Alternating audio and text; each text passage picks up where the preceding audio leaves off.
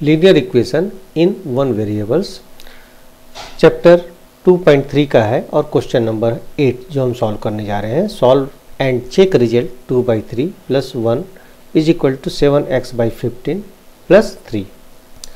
तो सबसे पहले हम इसे सॉल्व करेंगे, दैट मीन्स हमें x की वैल्यू यहाँ पे निकालनी है और उसके बाद हम चेक करेंगे कि ये जो लेफ्ट हैंड साइड और राइट हैंड साइड इक्वल होता है कि नहीं, यदि हम जो x की वैल्यू को रखें तो पहले x की वैल्यू निकालने के लिए हम यहाँ पे लिख रहे हैं क्वेश्चन को और इसे हम सॉल्व करेंगे।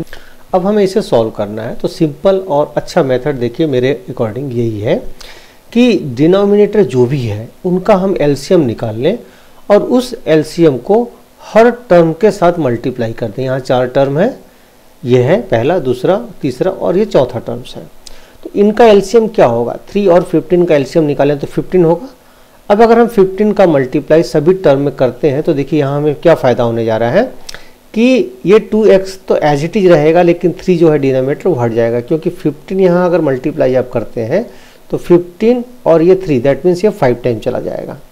सेम यहाँ पे भी अगर 15 यहाँ मल्टीप्लाई करेंगे तो ये 15 कैंसिल हो जाएगा, मतलब डिनोमिनेटर हट जाएगा, जो हमें बहुत आसान रास्ता बताता है कि आप आसानी से सॉल्व कर लें इसे।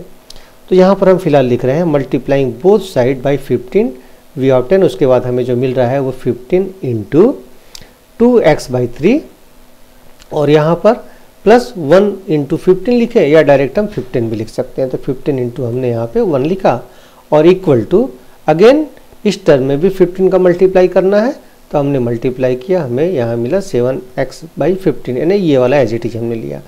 अब यहाँ पर +3 है तो 3 में भी 15 का मल्टीप्लाई होगा, तो इसे हम लिख रहे हैं +15 × 3। अब देखिए फ़ायदा हमें मिला कि ये 5 टाइम चला गया और ये 1 टाइम चला गया, ये कैंसिल हो गया, तो डिनोमिनेटर वाला झंझट हमारा ख़त्म हो गया। तो यहाँ हम लिखते हैं कि 10x, क्योंकि देखिए 5 जा 3, 5 जा 15 और 5 × 2 है ना 10 और x का x, और यहाँ पर हम प्लस हमने लिखा 15। यहाँ देखिए 15 से 15 कैंसिल, दैट मीन्स यहाँ हमें मिला 7x, तो हमने यहाँ लिखा 7x। यहाँ पे 15 × 3 दैट मीन्स 45, तो हमने यहाँ लिखा +45। अब यहाँ 10x है, ये 15 है, 7x है और यहाँ 45 है। तो जो वेरिएबल टर्म्स है उनको हम एक तरफ ले जाते हैं और कांस्टेंट टर्म को दूसरी तरफ ले जाते हैं। तो 7x को हम इधर ले जा रहे हैं और 15 को हम इधर लेके आएंगे। तो हम यहाँ लिख सकते हैं कि transposing 7x to left hand side and 15 to right hand side. तो चलिए ट्रांसपोज कर देते हैं, 7x को हम लेफ्ट हैंड साइड ले जाते हैं, तो यहाँ लिख लिया हमने 10x और माइनस होके आया 7x। अब राइट हैंड साइड में हमने 15 को शिफ्ट किया, तो राइट हैंड साइड में पहले से 45 है, तो यहाँ लिख लेते हैं इक्वल टू 45 और ये जो प्लस है माइनस होके इधर आएगा तो -15। तो यहाँ बचा हमारे पास 3x और यहाँ बचा 30, तो इक्वल टू 30। तो x = 30/3 दैट मीन्स 10 हमें मिलेगा। तो हम लिख सकते हैं x = यहाँ पर 30/3 या इक्वल टू हम इसे फाइनल लिख लें x = 10। अब जो ये x की वैल्यू हमने 10 ले आया, अब हमें चेक भी करना है कि हमने जो लाया है वैल्यू सही है कि नहीं। तो चेक कैसे होगा, ये लेफ्ट साइड वाले टर्म में जहाँ जहाँ x है वहाँ पर x की वैल्यू रखेंगे और उसी प्रकार से ये जो राइट हैंड साइड वाले टर्म है इसमें भी हम x की वैल्यू रखेंगे और उसके बाद देखेंगे कि दोनों की वैल्यू सेम आ रही है कि नहीं आ रही है। अगर नहीं आ रही है मतलब ये गलत है और आ रही है मतलब हमारा जो आंसर है वो सही है। यही हमें चेक करना है। तो यहाँ लिखते हैं लेफ्ट हैंड साइड है 2x/3 और +1, x की वैल्यू रखते हैं, x की वैल्यू यहाँ से लेंगे 10 है, तो यहाँ लिखेंगे हम इक्वल टू 2 × 10 और /3 और +1, तो दैट मीन्स ये हो गया 20/3 और +1, तो इसे हम लिख लेते हैं इक्वल टू 20/3 और +1। अब एलसीएम लेंगे तो एलसीएम 3 आएगा, तो एलसीएम हमने लिया, एलसीएम आ गया 3, तो ये हुआ 20 और +3 दैट मीन्स 1/1 है, तो 1 3 जा तो 3 × 1 दैट मीन्स 3, तो यहाँ हम लिख सकते हैं 1 × 3। अब इसको देखिए 20 और +3 दैट मीन्स 23/3, तो 23/3 आया लेफ्ट हैंड साइड में अगर हमने x की वैल्यू रखा तो।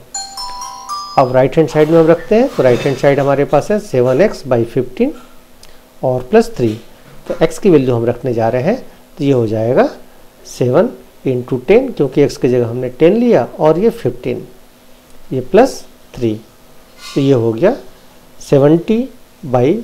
तो देखिए कटता हुआ दिख रहा है ना, यहाँ 5 से कट रहा है, ये भी 5 से कट रहा है, तो 5 2 जा हो गया और ये 5 यहाँ पे 3 जा होगा। दैट मीन्स 2 × 7 दैट मीन्स 14 और 14/3। तो यहाँ लिख लेते हैं 14/3 और ये +3 as it is.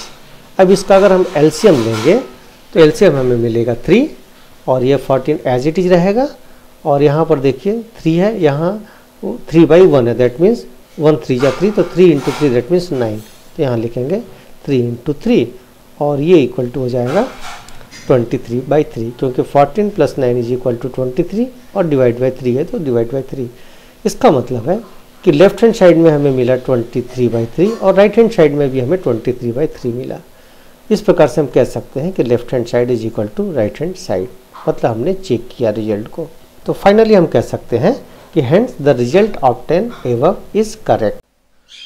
Solve the linear equation 7y + 4 divided by y + 2 is equal to -4/3। देखिए अगर 3 को हम इधर मल्टीप्लाई कर दें और y + 2 को इधर मल्टीप्लाई कर देंगे तो डिनोमिनेटर हट जाएगा। इसको हम कहते हैं क्रॉस मल्टीप्लिकेशन। तो यहाँ पर हमने किया on cross multiplying by 3 to left hand side and y + 2 to right hand side. तो इस 3 का मल्टीप्लाई हम 7y + 4 से करने जा रहे हैं, तो हमने लिखा 3 × 7y + 4 और इक्वल टू इस -4 का मल्टीप्लाई हम करेंगे y + 2 से, तो हमने लिख लिया y + 2। ठीक है, ये हमने क्रॉस मल्टीप्लाई कर दिया यहाँ से। और इसके बाद इसको अगर ब्रैकेट हम ऑफ करते हैं तो 3 7 जा 21y हो जाएगा और 3 4 जा यहाँ 12 हो जाएगा। सेम यहाँ पे -4y और -8 इसे लिख लेते हैं हम 21y + 12 is equal to -4y - 8। अब इस -4y को इधर ट्रांसफ़र करेंगे और 12 को हम इधर लेके आएंगे, तो 21 + 4y हो जाएगा और यहाँ पर इक्वल टू -8 - 12 हो जाएगा। तो ये हो गया 25y और यहाँ पर हमें मिला ये -20। y इज इक्वल टू हो जाएगा ये -20 डिवाइडेड बाई 25। तो लिख लेंगे y is equal to -20 divided by 25। अब ये 5 के टेबल से दोनों कट रहे हैं तो इसे काटेंगे तो 5 4 जा ये जाएगा और ये 5 5 जा, that means y is equal to हमें मिला -4/5।